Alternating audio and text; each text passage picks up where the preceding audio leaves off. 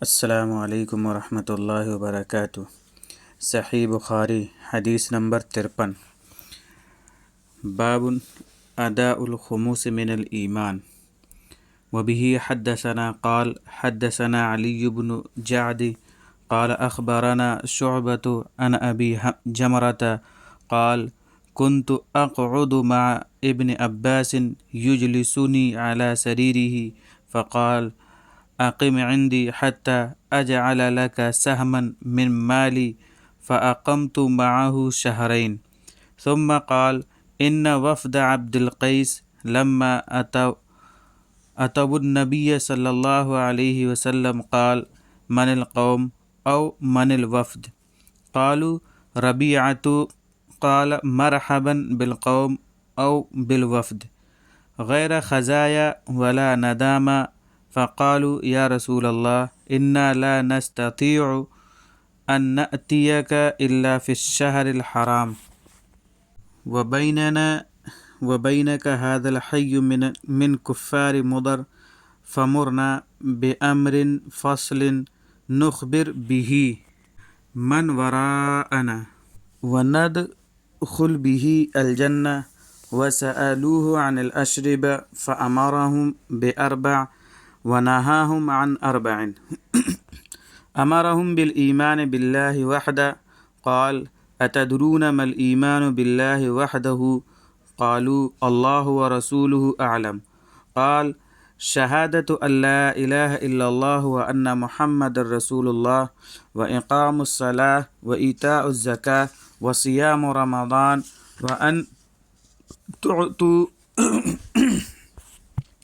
وأن تعطوا من المغنم الخمس ونهاهم عن أربع عن الحنتم والدباء والنقير والمزفت وربما قال المقير وقال احفظوهن وأخبروا بهن من وراءكم۔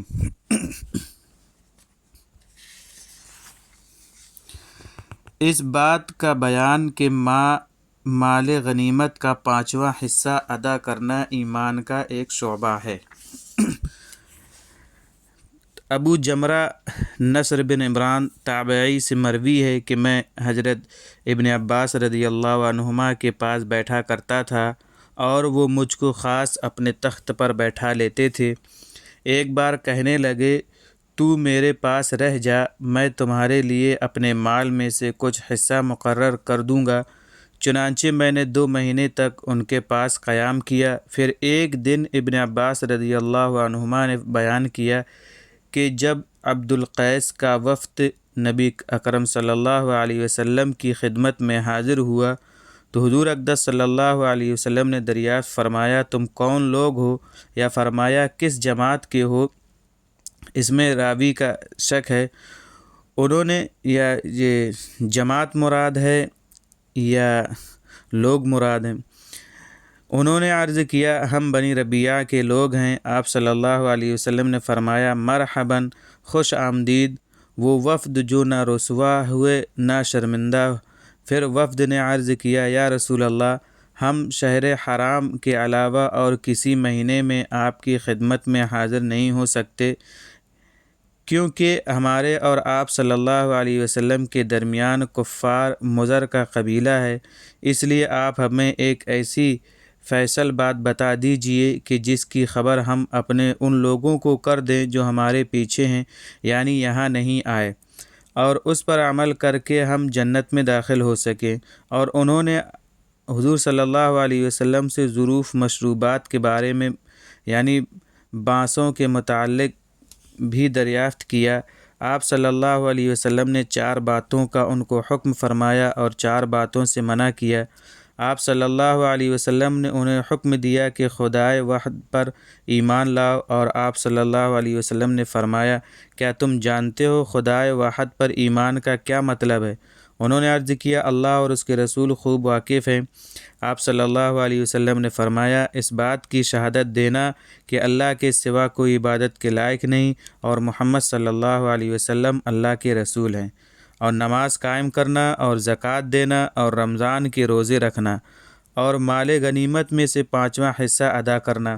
اور آپ صلی اللہ علیہ وسلم نے ان لوگوں کو 4 چیزوں سے منع فرمایا: سبز ڈھلیا سے، کدو کے تومبے سے، اور لکڑی کے کریدے ہوئے برتن سے، اور روغنی برتن سے، یعنی ان برتن سے جن پر روغن لگایا گیا ہو۔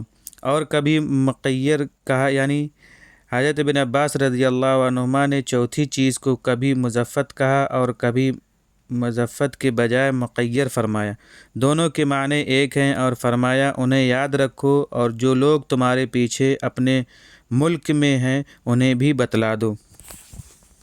اس سے پہلے والی حدیث میں حلال بین اور حرام بین کا ذکر تھا۔ اس باب میں گویا اس کی مثال دی گئی ہے کہ حلال بین وہ ہے جس کا بالتصریح آپ صلی اللہ علیہ وسلم نے حکم فرمایا ہو، اور حرام بین وہ ہے جس سے آپ صلی اللہ علیہ وسلم نے صراحتاً منع فرمایا ہو۔ پچھلی حدیث میں وفد امرؤ القیس کا ذکر تھا، اور یہاں بتا رہے ہیں کہ وفد امرؤ القیس کیا ہے، کہاں سے آئے تھے۔ قبیلہ عبد القیس بحرین میں رہتا تھا۔ اس قبیلے کا تاجر منقذ بن حیان مدینے میں تجارت کا کپڑا لے کر تجارت کرتا تھا۔ حضور اکرم صلی اللہ علیہ وسلم جب ہجرت کر کے مدینہ تشریف لائے تو حضور اقدس صلی اللہ علیہ وسلم ان سے ملے اور بحرین کے حالات دریافت فرمائے۔ بحرین کے شرفاء اور رؤساء کے حالات نام بنام آپ صلی اللہ علیہ وسلم نے دریافت فرمائے۔ بالخصوص اس قبیلے کے سردار منذر بن عائذ المقلب بہ منذر الاشج کا حال دریافت فرمایا، اور یہ منذر منقذ کے سسر تھے۔ اس لیے منقذ بن حیان کو سخت حیرت ہوئی کہ حضور اقدس صلی اللہ علیہ وسلم تو کبھی بحرین تشریف نہیں لے گئے، پھر آپ صلی اللہ علیہ وسلم کو بحرین کے تفصیلی حالات کیسے معلوم ہوئے؟ نہایت توجہ سے منقذ آپ صلی اللہ علیہ وسلم کی باتیں سنتے رہے اور بہت متاثر ہوئے۔ آپ صلی اللہ علیہ وسلم نے اسلام کی دعوت دی، وہ مسلمان ہو گئے۔ حضور صلی اللہ علیہ وسلم نے منقذ کو سورہ فاتحہ اور سورہ علق یعنی اقرأ بسم ربک کی تعلیم دی۔ منقذ جب وطن جانے لگے تو حضور اقدس صلی اللہ علیہ وسلم نے قبیلے کے سرداروں کے نام خطوط لکھوا کر دیا۔ منقذ نے اپنے وطن بحرین جا کر اسلام ظاہر نہیں کیا، موقع کے منتظر رہے، البتہ جب نماز کا وقت آتا تو گھر میں نماز پڑھ لیتے۔ ان کی بیوی منذر الاشج کی بیٹی تھی، اس کے دل میں یہ بات کھٹکی، اس نے منقذ کے نئے افعال و اعمال کا تذکرہ اپنے باپ سے کیا۔ اس مرتبہ منقذ جب سے مدینے سے آئے ہیں رنگ ڈھنگ بدلا ہوا ہے، ہاتھ منہ اور پیر دھوتے ہیں، پھر قبلہ رو ہو کر کبھی کھڑے ہوتے ہیں، کبھی جھکتے ہیں اور کبھی زمین پر سر رکھ دیتے ہیں۔ منذر نے یہ حال سن کر اپنے داماد منقذ سے پوچھا کہ کیا نئی بات ہے؟ انہوں نے سارا ماجرا کہہ سنایا اور یہ بھی کہہ دیا کہ حضور اقدس صلی اللہ علیہ وسلم نے آپ کا حال بھی خصوصیت سے دریافت فرمایا۔ اس پر منذر الاشج مسلمان ہو گئے۔ پھر حضرت منقذ کی تبلیغ سے ایک جماعت مسلمان ہو گئی اور 40 آدمی پر مشتمل ایک وفد حضور اقدس صلی اللہ علیہ وسلم کی خدمت میں 8 ہجری فتح مکہ سے قبل کچھ آیا۔ حضور صلی اللہ علیہ وسلم نے مرحباً بالوفد یعنی خوش آمدید کہا۔ وفد والوں نے عرض کیا، یا رسول اللہ، ہمارے اور آپ کے درمیان کفار مضر ہیں، اس لیے ہم لوگ شہر حرام یعنی ذی قعدہ، ذی الحجہ، محرم، رجب کے علاوہ حاضر خدمت نہیں ہو سکتے، اس لیے آپ ہمیں ایسی قطعی اور واضح بات بتلا دیجیے جس کی ہم اپنے پیچھے رہنے والوں کو خبر کر دیں اور اس پر عمل کر کے ہم لوگ جنت میں جا سکیں۔ اور ان وفد والوں نے مشروبات ظروف کے متعلق دریافت کیا۔ آپ صلی اللہ علیہ وسلم نے انہیں 4 چیزوں کا حکم دیا اور 4 چیزوں سے منع کیا۔ خزایا جمع ہے خزیان کی بمعنی رسوا، جیسے حیران کی جمع حیارہ، ندامہ ندمان بمعنی ندمان بمعنی نادم کی جمع ہے بمعنی شرمندہ۔ مطلب یہ کہ نہ تم رسوا ہو کر آئے نہ شرمندہ ہو کر۔ رسوائی تو اس وجہ سے نہیں ہوئی کہ تم لوگ خود بخود آ گئے، گرفتار اور قیدی ہو کر نہیں آئے، اور ندامت و شرمندگی اس لیے نہیں کہ تم نے ہم سے کبھی مقابلہ نہیں کیا۔ اگر ہماری تمہاری پہلے لڑائی ہوئی ہوتی تو آج ہمارے پاس آنے میں شرمندگی محسوس ہوتی۔ حنتم بفتح الحاء وسکون النون وفتح الطاء، مٹکا، شراب کا مٹکا جو چونکہ اکثر سبز رنگ کا ہوتا تھا اس لیے اس کا ترجمہ سبز مٹکے کے ساتھ کیا جاتا ہے۔ دباء اور مد اور کسر دونوں کے ساتھ منقول ہے۔ کدو کا تونبا، کدو کو اس کے درخت پر ہی خشک کر لیتے ہیں، پھر اس کے اندر سے سارے گودے اور بیج نکال کر برتن سا بنا لیتے ہیں۔ نقیر یا نقیر بمعنی منقور ہے، کھجور کی جڑ کھود کر بنایا ہوا برتن۔ مزفت بعض روایت میں مقیر ہے، دونوں کا مفہوم ایک ہے۔